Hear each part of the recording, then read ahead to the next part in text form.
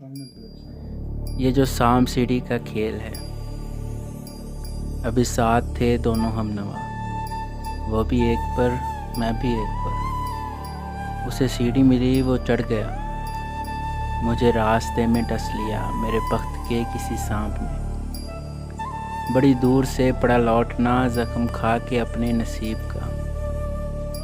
वो 99 पे पहुंच गया, मैं 10 के फेर में गिर गया। उसे 1 नंबर था चाहिए, जो नहीं मिला सो नहीं मिला।